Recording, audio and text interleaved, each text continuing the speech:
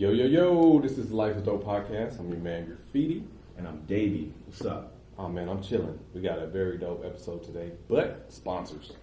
Okay, yeah, let's go ahead and pay these bills real quick. For sure. Yeah, this episode of Life is Dope is brought to you by Megafauna, the creative art supply shop located at 31st and Blake in the Rhino Art District in Denver, Colorado.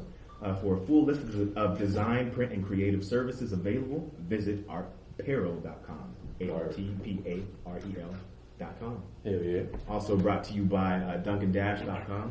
Duncan Dash is also one of our interior set designers, so all of this fly, flashy, and artistic things that you see here around the set for Life is Dope is brought to you by Duncan Dash, so be able to check them out, DuncanDash.com.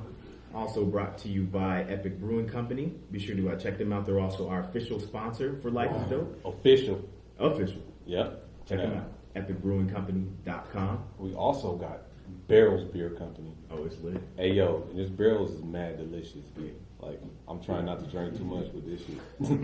It tastes really good, so shout out to them, man. Give me Keep your bringing keys us to Barrels. Man, you know, I'm getting faded. Yeah. Shout out to Barrels. Yeah, shout out to also our photographers here. We have Photographer's Life. Check them out. That's Life with a Y.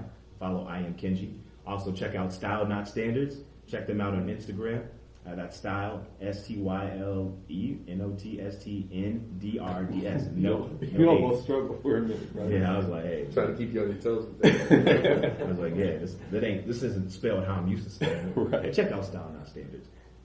And also check out the session. Every other Sunday we got the sessions in the building here. Yeah, follow the session. So if you like hip hop and do like ciphers, and if you just like music, just check out the session. Word.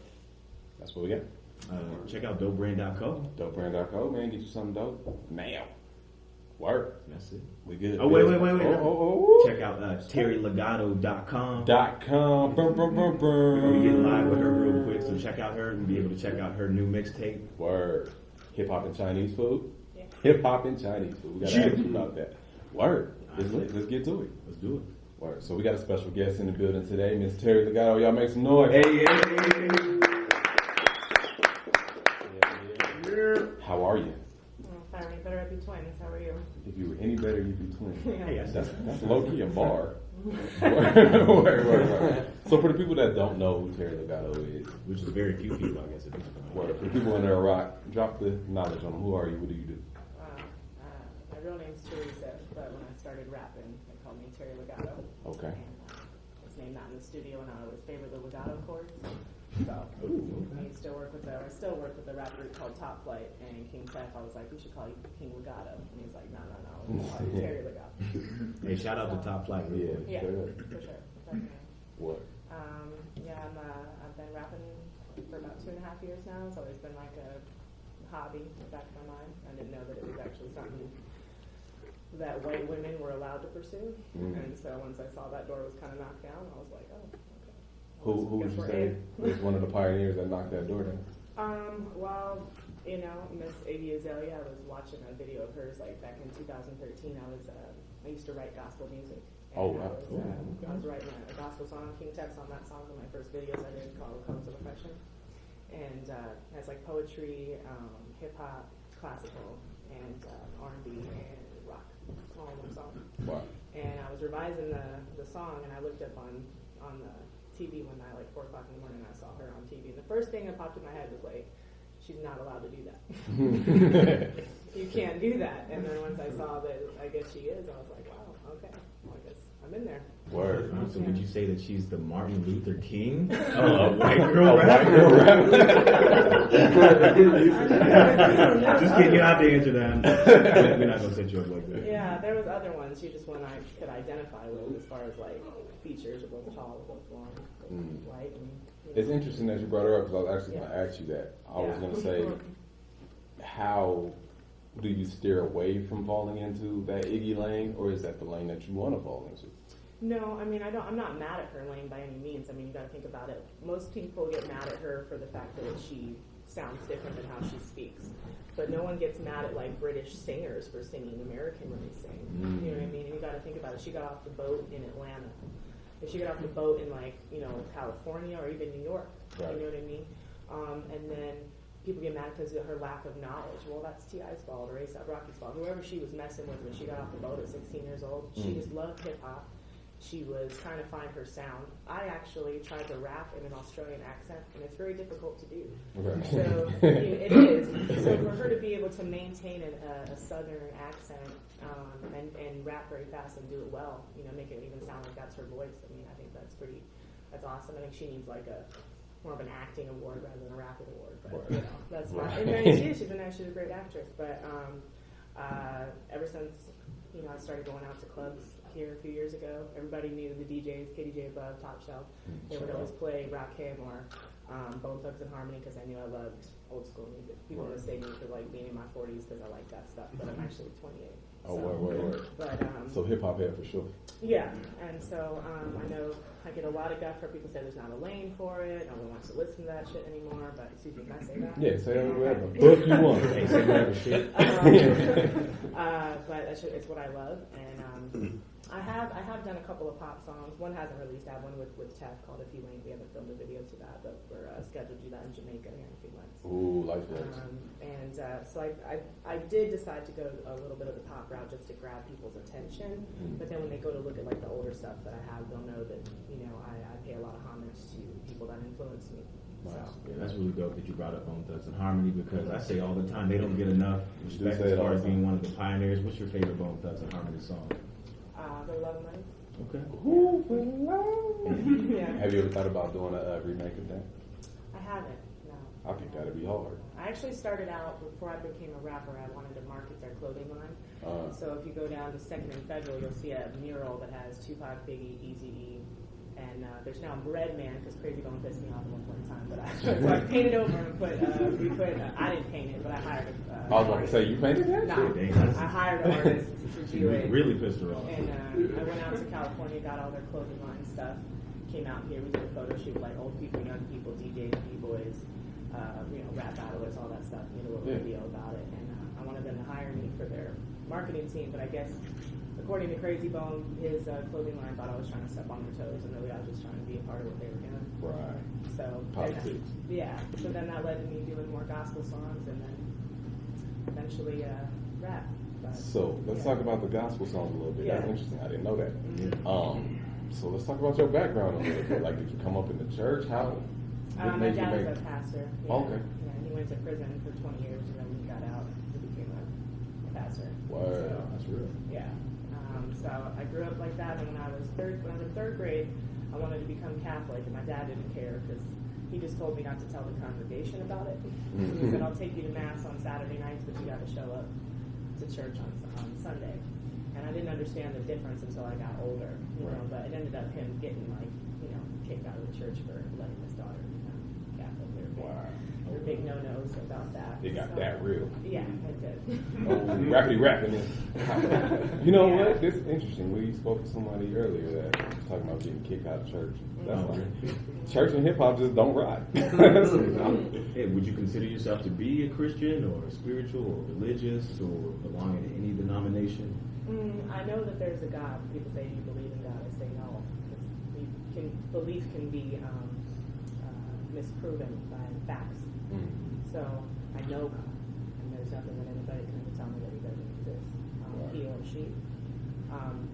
Do I think that some guy died on the cross for our sins and we can do whatever we want and say sorry at the end of life and go to heaven? Not anymore. That's deep. She said she knows, not believes. Yeah. That's real. I'm gonna start saying that. That was a bar. That was a bar. So when it comes to knowing, what impact do you think that God has on your life? I know we get like super. It's okay. Well, it's kind of like if we were all standing inside this, this building, and we're looking out that window, and we're questioning why the tree's moving.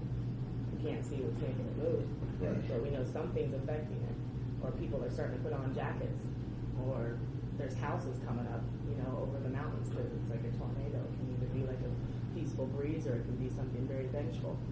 Even though we can't see it, we know it exists. And the first reason is because of how it affects people, and how the wind affects the earth is how the same way God affects people. So I see God in people, Right. even the most evil ones. Word. So how was it transitioning from gospel into hip hop? Well, I guess I skipped a step. I wanted to do comedy originally. Ooh, And plot so- twist. So yeah, I did some stand-up at the Madcap Theater, and would make fun of rappers, and so people were like, "Yeah, are you actually like trying to pursue that?" And I was like, "No." I was just making fun of like how the transition was happening. I couldn't understand. Like they call them mumble rappers now. Sound makers is what we call them. Yeah, or sound records. Sure. So I guess when people were kind of like, it was always like a hobby, you know, it was always in the back of my head. And so again, the Iggy Azalea thing, and then the gospel thing was more, I just wanted to touch people with all walks of life, all genres of music. And, you know, I always loved God, and I thought that'd be a good way to go about it. And yeah, I remember when I first released that video, people told me it looked like a PBS special. No. Hell no. That's not what I was trying to do. There's like in the video, you see like there's like these black guys walking towards a girl in her car, and she's got a flat tire, and it's like slow-mo of them taking her tire out of her back seat or her trunk, but they have to move her purse to get to it. Right. And they got a crowbar in their hands, all slow-mo. So you think something really horrible is about to happen, because the way our programming, we're trained to think that these thugs in this particular area would harm her whenever they went to help her. And we have me, who I play like this wife who it looks like I'm getting beat up by this man who is an alcoholic, when really the man's drinking because I'm the abuser.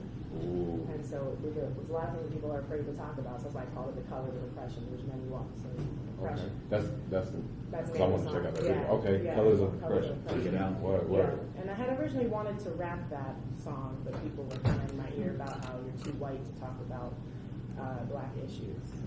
So I was like, all right, well, I guess I'll get a black dude to do it. Right. So I called up Tef and gave him the ideas, and he revised some stuff, and ended up being kind of a better fit. Which I agree now, looking back, I agree with that. I don't think we're there quite yet. And that's a great point that you bring up, because a lot of times, we do have hip-hop artists from all sort of different races, and we don't have a chance to, see what their thoughts or opinions are on black issues. How do you feel about those issues, about black issues? Does it put you in like an odd space, like what you can and can't? I feel like if I say something, people are going to be mad. If I don't say something, so I mean, I've witnessed it from dating black people. I've witnessed it from, the lifestyle that I got into that inspired, American Renegade. I didn't grow up around black people. I just saw it on television. I identified with them somehow. Right. I don't really know how, but I told my mom if she didn't want me to have jungle fever, she shouldn't have included BT part of my So, hell, hold on. I heard jungle fever forever. Use the throwback term. Yeah. But we did have BT. I would watch American Pimp, and I remember wanting to be a nun at that part of my life. But I also was so fascinated with black culture and black men. I mean, who couldn't be? Talk to them. They're beautiful, and so that documentary sent a message to me about. It taught me that what I saw from that movie was that the only way a black man would love me is if I became a prostitute and I gave him the earnings from that work, the line of work. As a white woman, there'd be no way a black man would just love me without being a whore. Wow. That's what rap music said to me, and that's what American Pimp said to me. So at the age of 17, I transitioned into becoming a prostitute. Okay. And that's where that album comes from, American Renegade. Renegade's a prostitute, doesn't have a pimp in the street name. And so it was like a tribute to the movie American Pimp. And mind blown. Yeah. That just you did a good segue, because I was going to ask you about that. I ain't wanted to be the asshole. It's okay. Davey always make me the asshole. But I was going to say, man, that was my introduction to Teri Legato, was American Renegade. And I was like, yo, this video is dope, but this seems like mad real. You know what I mean? And I'm like, she had at some point lived this life right here, this life being prostitution. So that's really where that came from. Yeah, and I wasn't really exposed to black culture until I got in that game. So that sucked, because that's even though my father was a pastor, God rest his soul, he wasn't. I feel like there's degrees of racism. He wasn't racist to the fact I'm gonna drag you behind my truck because you're black, but don't hang out with them because we're better than you. That was the kind of I was programmed with that white superiority complex growing up. Yeah, that's enough racism. Yeah. That's enough. Yeah. Not a lot of things I don't want to talk bad about him. He's gone now. Yeah. But, so then when I got into that life, that's all I knew, and I thought, wow, everything my dad said you'd be, because I was dealing with pimps. I wasn't dealing with just scholars. Yeah, exactly. And so really the only way that I could escape that life or mentally was with hip hop. I would write poems by myself in my room while I was waiting on calls. Yeah. Or I would try to remember things if I didn't have anything to write with, And if it wasn't for hip hop, being involved in the Renegade life, I would have ate a burner yesterday. Wow. So I think a tough question that I do want to ask is, so growing up and having your understanding of the black culture really being from BET and, actually being able to meet black people and befriend them and date them, did it in a way change your perspective? Because I know that BET probably only shows one dynamic of us being, athletes, hip hop artists, kind of shucking and jiving. Mm-hmm. Did it really, did it open up your world to understand that, the black culture and black people, there's really a vastness and a complexity that really is just the same as white people. There's not really just one mold of black people. Were you able to kind of open yourself up to that? Yeah, once I started submersing myself in that, the less I like white people. I don't particularly care to hang out with. If I walk into a place that has too many white people, I'll probably leave. Yeah, I can relate. Because I don't feel comfortable. Not like in a mass group. You know what I mean? I'm sorry to say that, but it's true. Yeah. And then being around the more culture I was exposed to, I read a book called Message to the Black Man, and that really messed with my head, to where I didn't see myself as a real person, a defective genetic gene of the original people, And then I started looking at black men as gods, and I still do to this day. Talk to him. Hey, yo, that's interesting because when I read Message to the Black Man, it had that same effect from the reverse end for me. You know what I mean? Right. Damn, my people are really kings. You know what I mean? And I kind of had this complexity. That's when I was rocking my fro and all that because I didn't want to say it's definitely no racism. You know what I mean? I rock with everybody, but I kind of had this feeling damn, we are the people of power, and we just got shat on. You know what I mean? So I kind of walked around with that, damn, man, you can't tell me nothing. I'm black, I'm proud. Right. So to hear that on the reverse end, that's kind of interesting, man. Mm-hmm. For real. Yeah. She beat with it. Yeah. Yeah.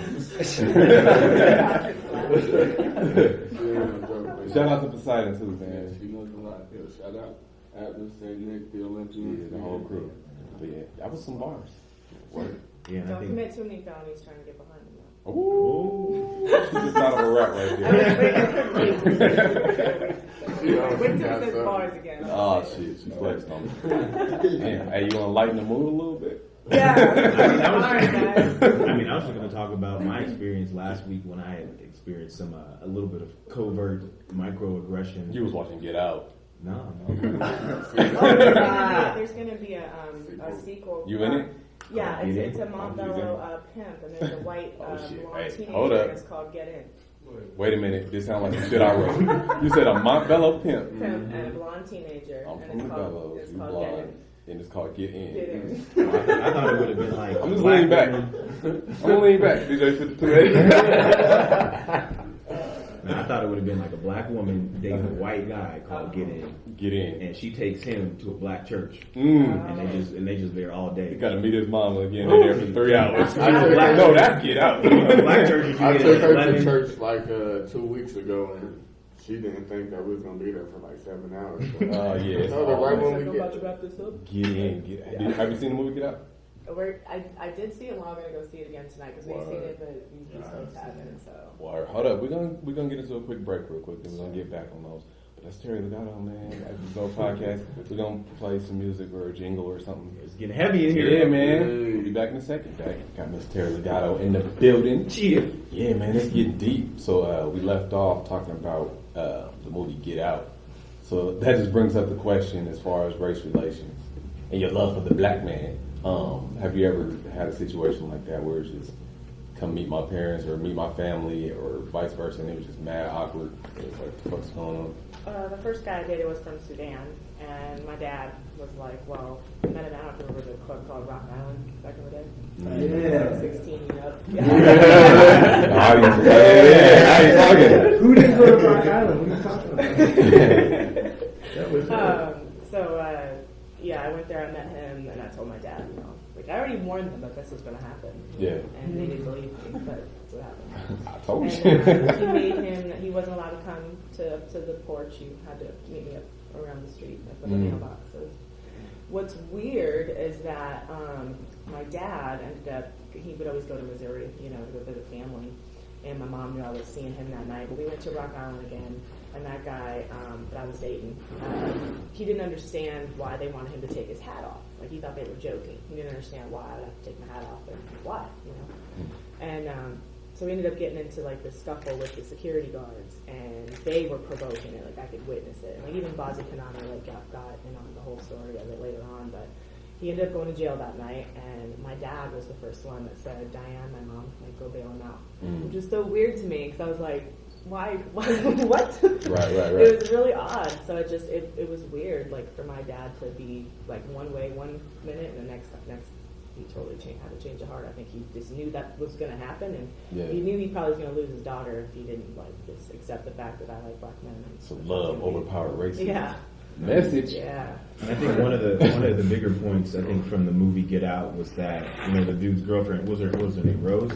Yes. So I think there were moments in the movie, like towards the beginning, where she was very, you know, protective of him, and, you know, even, you know, when they got pulled over, asking the cop, you know, why do you need to see his ID and things like that, and it just seemed like she was so aware and conscious of racism, only to turn around and to really lure him into that. And literally I trap caught the him. movie before we saw. I was like, yeah, she's a part of it. Yeah, I know that. So Are you? Like, how did you know? So I say that to ask, you know, what responsibility do white people have, if they have any sort of responsibility, because they have the ability to kind of, I would say, go in and out of accountability when it comes to black issues. What responsibility do you think that they have?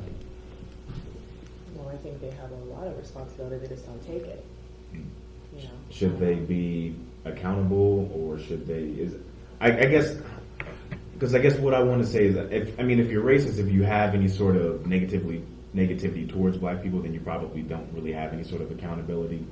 But for those that do want to take up our cause, is there a level of accountability that they should have? I can only speak for myself when it's like when I spoke about how I was raised with the white superiority complex, you know, it didn't, like, I still struggle with it to some degree, you know what I mean? And I've had to really, like, take a step back and be like, okay, just because this black person treated you that way, or this black person treated you that way, doesn't make it right for you to think this way about them, or totally shun all black people, like, just because it's what your dad taught you or your family taught you, you know? So it's about, that's why I open myself up to the culture more, the music more, the books, and realizing that, okay, you know, I'm not responsible for, like, what my ancestors did in the past, but it's not okay to dismiss it either. People want to talk about it or vent about it. I think black people have every right to. Because they still suffer from it to this day. And so to be sensitive to that and not be like, oh, get over it. But that's just to be, I think being sensitive is a first step, I think. You know, I think the only thing worse than racism is trying to ignore the fact that racism exists. That shit irritates me. You know what I mean? Like, you don't, okay, you're not racist, all right, but, like, don't act like it doesn't exist. So, word. And I think also, and not to speak for black people, but I think there's also an opportunity for us to understand, like, hey, there are people out there who have never come into contact with black people, and their only idea of us is from BET or it is from television. So, you know, we have an opportunity to be able to teach them and not really get upset. And that's what we're trying to do here on the Life is Dope podcast with guests like Teri Legato. Because, I mean, it's easy for an outsider to look in and be like, oh, well, she's appropriating black culture. You know what I mean? Like, she's a white girl rapper. She wannabe. But unless people really know who you are and really get those words from you, then. Yeah, I don't think I could. On some history with black history and hip hop. Like, it's crazy. I don't think I could. When everybody says, you know, there's a saying that everybody wants to be black, but nobody wants to be black. You know what I mean? Like, I would never want to be black because I would know the struggles. Like, I don't know if I can handle that. You know what I mean? It's hard enough being, like, bipolar and, you know, dealing with the things I grew up in. Like, add being black on top of that, that would suck. Super It really would. And it's just because of what you guys deal with. And I really, like, commend you. And I like that. I mean, to me, the girl next door used to be like blonde hair, blue eyed, and now it's like, you know, this big, beautiful black woman with like a fro. You know, really confident in herself. Like, I really envy those women. You know. And I don't try to take credit. Like, I always, like, all, in my songs, even on American Renegade, there's a whole, I don't take the whole verse, but I said like 4 bars of Mac 10s. But I said that at the end of the track. I made sure to reference West Side Connection 2003, Terrorist Threats album, who it came from, why I used it. You know, I'm not ever trying to take something from somebody. I'm just trying to pay homage and also say thank you to this culture, because like I said earlier, if it wasn't for this culture, I would have probably harmed myself a long time ago. It's my, like, that's my outlet, and I feel like it brings me closer to myself, which then brings me closer to God, and I owe that to Black people. Word. So who are some of your musical influences? I know you said Bone Thugs is one. Yeah, my favorite rapper is actually Redman. Okay, and, nice. Before I started rapping, I was more into the comedy stuff. I made an effort. I knew that I was going to meet him that night, and I like swam through the crowd and I went up to the stage and was like pulling on his pant leg, and he turned around and he's like, "What?" You know, like he was all mad. And I was like, "Come here." He's like, "What do you want?" And I was like, "I'm gonna rap to you." He's like, "Go for it then." So I started rapping to him, and he's like, "Yeah, that's tight. You write that?"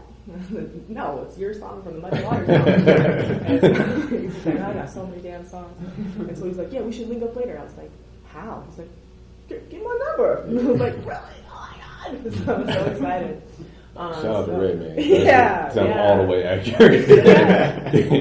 Yeah, but he ended up actually inspiring American Renegade, because the first song that I ever did is actually on Hip Hop and Chinese Food. I call it "Don't Say That." I take some of his lyrics and then I remix them, but it's on his beat from What the Fuck You Looking For after the Muddy Waters album. Nice. And I showed it to him one 420 that he was out here, and he was like, "I'm very impressed, Terry. I'm very impressed." And he goes, "Well, wait a minute. What are you trying to do?" And I said, "Trying to be a rapper." He's like, "Oh, that's cute."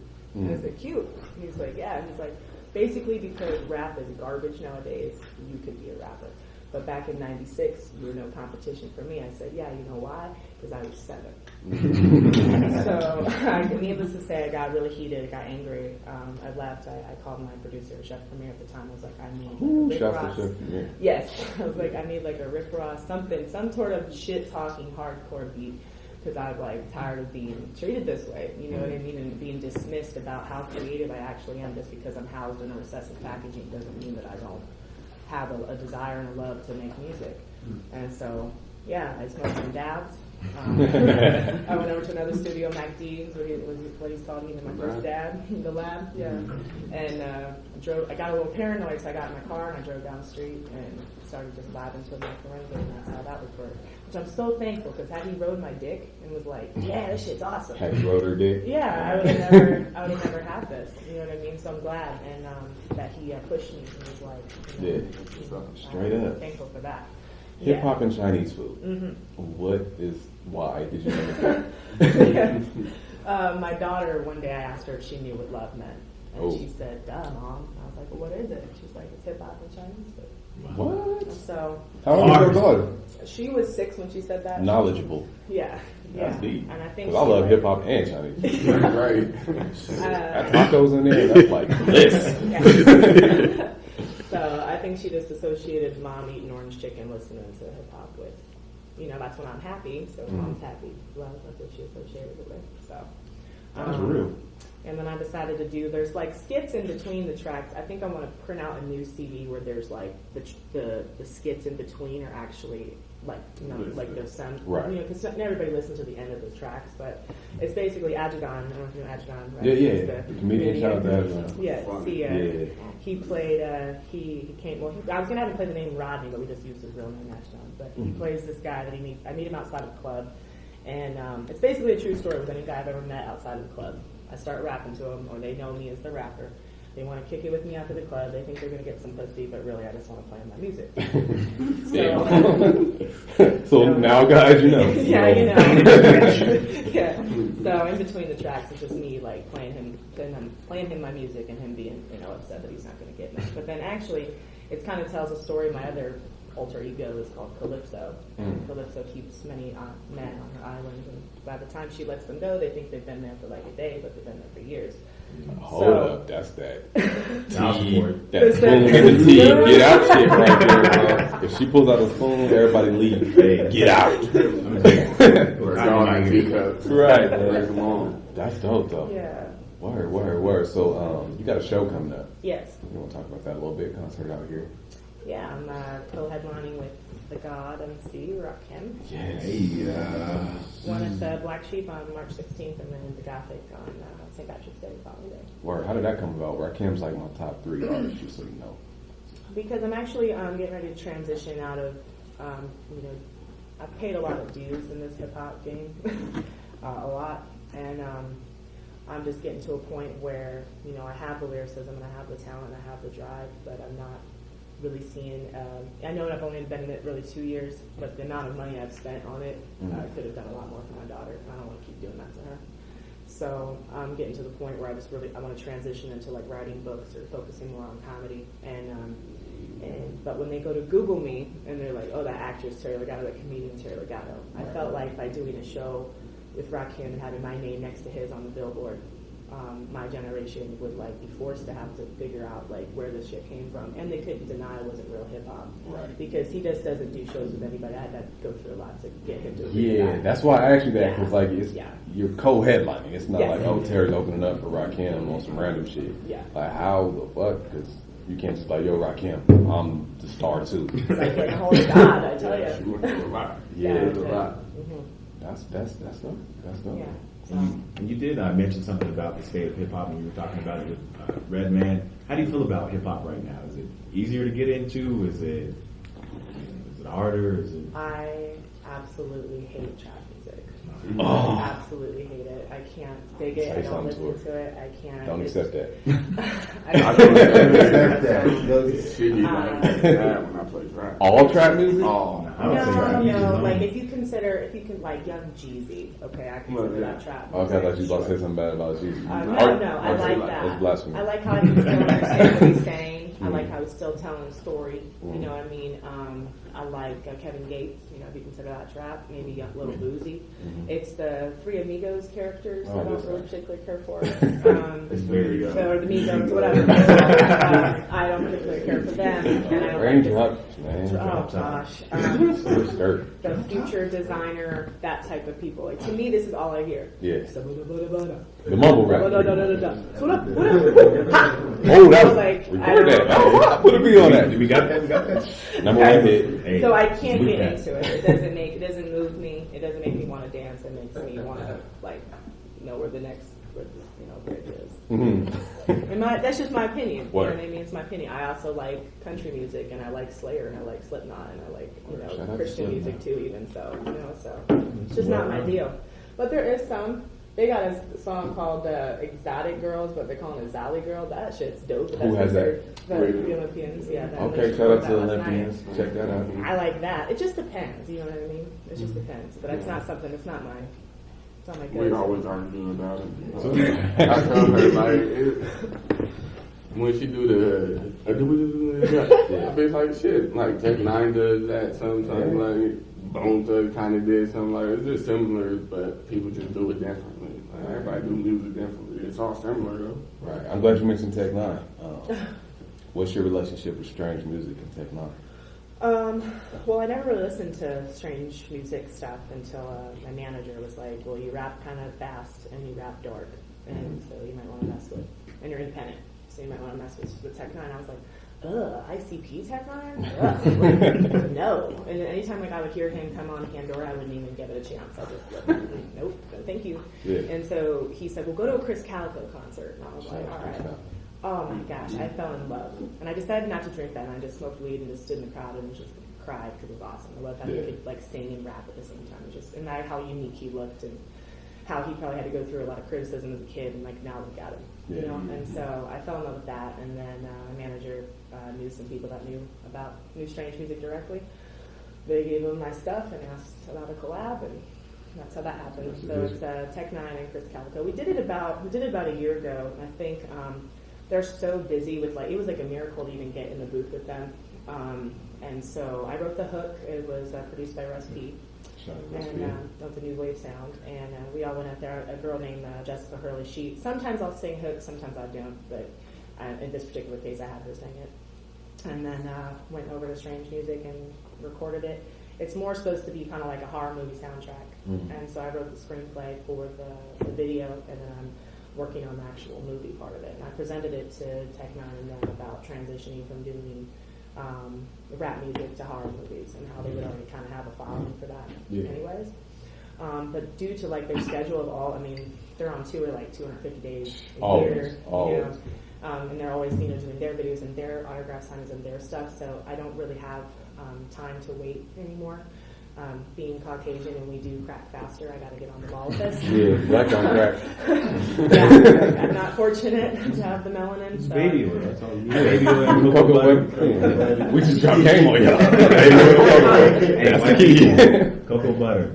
Yeah, man, we really need a cocoa butter sponsorship. My bad to cut you off, but we really, Yeah, that's we use y'all a lot. So continue. Coconut oil, I use that to take my makeup off. Okay. It's like a pre-cleanse or whatever. As soon as you get home, though, take oil. Yeah. Cocoa butter, you got it. Yeah, all that jazz. So yeah, I'm thinking I'm just gonna do the video. Where I'm supposed to actually have a meeting with them next week about me just doing a video without them in it, and just making it more of like a horror movie type thing. And they don't necessarily just because of their schedule. Yeah. But I'm really excited to release it. So We'll I be on started the lookout listening for to that. Tech Night afterwards, and I do like. I was surprised that I would end up liking it. Yeah. Yeah. Tech is dope, man. Yeah. Independently, like, I don't know anybody doing it bigger than Tech 9 on the independent level, so gotta shout them out for that. Correct. Word up, word up. So, hey man, we got some knowledge, bro. Hey, straight up. So where can the people find you? Like online, social media? Yeah, I'm Teri Legato on everything. My fan page is Teri Calypso Legato, but on everything else, I'm Teri Legato on Instagram, Snap, Facebook. Oh yeah, that's what I want to ask you. Speaking of social media and all that, you got like a crazy following. Like, it's stupid. I have a lot of lurkers. How can I have that much followers? Be like 18 people like my shit. You know, I don't know what the fuck the dynamics is. That shit weird. That's what it is sometimes. Yeah, that's kind of what happens. They just look at you. They don't have Yeah, to but say then I that. post a picture with my nipple out, 400 likes. Yeah, that's what you gotta do. Like, Titillation. You gotta keep your titties out. That's what you have wow, to do. apparently. Yeah, but but how did you build that following? You know what I mean? Coming from such an odd and unique background, and you know, I don't want to say white girl rap, but a lot of artists struggle to even get that following kick-started. Like, we just need people to pay attention to us. Like, I think I don't care what people think of what I say most of the time, so I say a lot of outlandish stuff that, you know, can be mistaken as people, you know, they might be offended, and I'm not trying to offend anybody, I just say what's on my mind. So Right. I had a lot of people that hit me up daily like, I can't believe you said that. Wow! Like, you know, so I don't know if that's where it comes from, it, or the, like, allure of, or like, not allure, but like intrigue of someone being white in the you know, black male dominated industry. Maybe that's what it is. I'm not sure. Over time, I just accumulated more people, and you would always, there were some people outside. Cold Crush has been like my spot for like years, and people would always be like, Teri, it's not the time, because every time I'd be outside trying to rap to anybody. Anybody, like, hear me rap, listen to this, look what I got, look what I got, look what I got. Yeah. I'm like, Teri, tonight, it's not the time. And so every time I get on stage, I'm just like, for all you people at Cold Crush that said it wasn't the time, tonight's the time. yeah. Well, hip hop and Chinese food. Yeah. Out now. Mm-hmm. All right, we got American Renegade out now. Mm-hmm. Latest video, Poison. Poison, Very yeah. dope. Go check that out. Thank you. Anything you want to leave the world with? Any knowledge? Oh, yeah, just don't ever apologize for who you are. You know, just whatever you love, whether it's picking up garbage truck juice or Not even the You trash. like cleaning It was the toilets? juice, not even the do trash. whatever you like doing. Be You know what I Olympic mean? at Just it. do good at be Olympic. Do whatever it is that you love to do, and don't look for any validation from anybody else. Word. Appreciate you. Teri Legato, y'all. Like this dope podcast. I'm Graffiti. Yo, I'm Davey. Yeah, bitch. Yeah, man, y'all be safe. Don't get hypnotized. You know what I'm saying? Stay safe. Get out. Bye. Get out. Don't even get the hand motion going. Word.